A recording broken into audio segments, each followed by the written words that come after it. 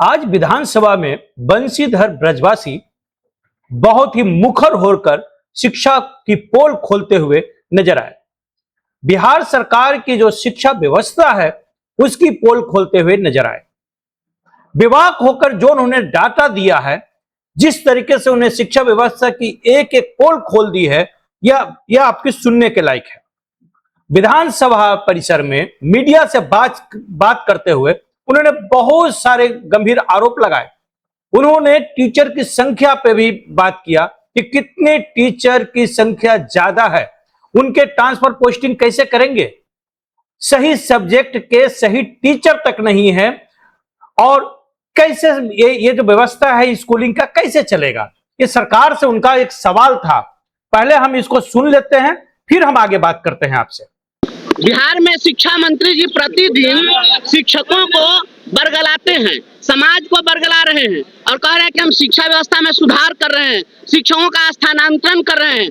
अभी जो जानकारी मिल रही है, पूरे राज्य में 1 लाख शिक्षकों के पद जो है वो सरप्लस टीचर बहाल किए हैं, जो रिक्ति ही नहीं है, बिना रिक्ति की बहाली कर दी गई।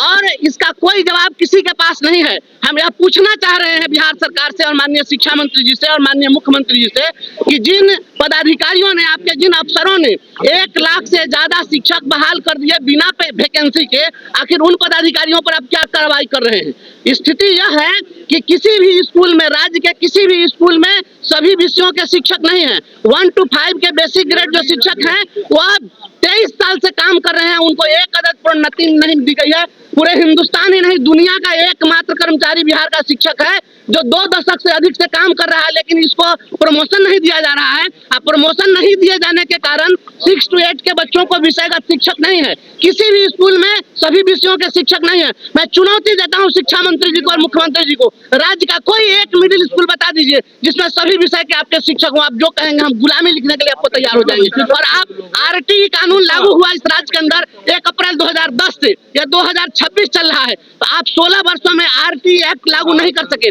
और बच्चों को शिक्षक नहीं मिल रहे हैं, शिक्षकों को प्रमोशन नहीं मिल रहा है, और आप कह रहे हैं ट्रांसफर करने जा रहे हैं। तो ट्रांसफर आप कहां करिएगा ये बताइए। जब सरप्लस टीचर 1 लाख है, ये सरप्लस टीचर को आप पाकिस्तान भेजिएगा कि नेपाल की बांग्लादेश भेजिएगा।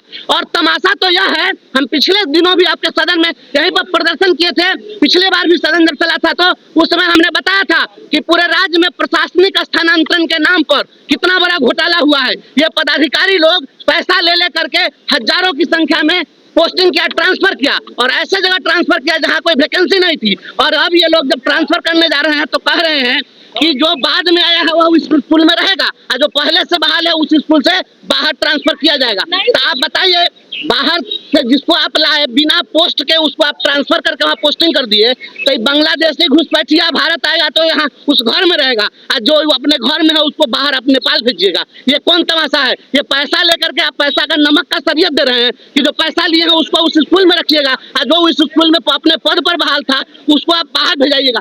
ये शिक्षा विभाग का हकीकत है। मैं बिहार सरकार से मांग करता हूँ, शिक्षा विभाग के पदाधिकारियों को गिरफ्तार करो, FIR दर्ज करो, और जितना भी बिना वैकेंसी के बहाली हुआ है उस पर हुए भुगतान की वसूली करो। कोई आदर्श विद्यालय नहीं है, नाम का आदर्श दे देने से कोई आदर्श हो जाता तो आदर्श बिहार नाम रख दीजिए, बिहार का नाम पूरा आदर्श हो जाएगा।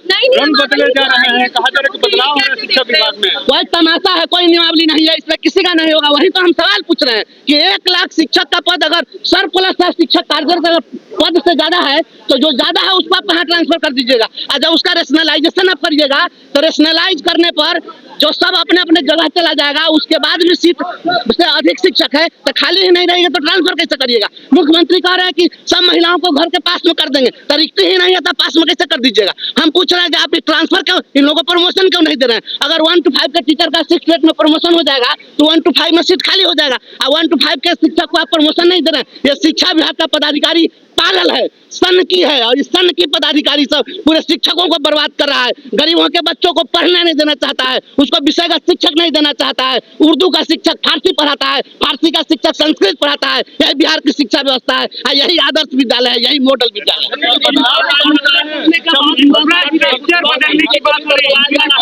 मुख्यमंत्री जी को बरकरार रहा, मुख्यमंत्री कहते हैं घर के बगल में करेंगे, पदाधिकारी से कैसे होगा? हमको संतुष्ट करिए ना, कोई तो बता दीजिए। अंधा आदमी भी, बहरा आदमी भी पागल होगा, वही बता देगा कि बिना वैकेंसी का ट्रांसफर नहीं होगा। आपको जब वैकेंसी से ज्यादा टीचर है तो उसको आप कहाँ ले जाइएगा, कैसे ट्रांसफर कीजिएगा? शनिवार को हाफ डे को लोग साफ डे कर दिया है। ये शनिवार जब नया जो कानून बना है, जो नई राष्ट्रीय शिक्षा नीति बनी, उसमें किसी भी शिक्षक से सप्ताह में आप 29 घंटा से अधिक नहीं पढ़वा सकते। तो फिर आप कैसे पढ़वा रहे हैं पूरा? और उसी नई राष्ट्रीय शिक्षा नीति में प्रावधान है कि अल्टरनेट सैटरडे को विद्यालय बंद रहेगा। केंद्रीय विद्यालय नहीं चल रहा है, केंद्रीय विद्यालय इस राज्य में, इस देश में नहीं चल रहा है, तो उसमें आप शनिवार को छुट्टी होती है कि नहीं? अल्टरनेट सैटरडे को तो वहाँ छुट्टी होगी और हाफ डे भी नहीं करेगा। ये सब शिक्षा विभाग का पदाधिकारी सन की है, और मुख्यमंत्री को, शिक्षा मंत्री को बरगलाता है, और शिक्षा सुधार का नाम पर हर दिन ड्रामा करता है। देख लिया, सुन लिया आपने एमएलसी साहब ने क्या कहा। मैं आपको थोड़ा परिचय बता दूं, ये बंशीधर ब्रजवासी जी ये तिरहुत स्नातक निर्वाचन क्षेत्र से एमएलसी हैं और ये इंडिपेंडेंट हैं। इन्होंने जो सवाल उठाया है बाकायदा सोचने वाली बात है, सरकार को भी इन पे विचार करना चाहिए। यह खबर कैसी लगी आप हमें जरूर बताइएगा। बहुत बहुत धन्यवाद।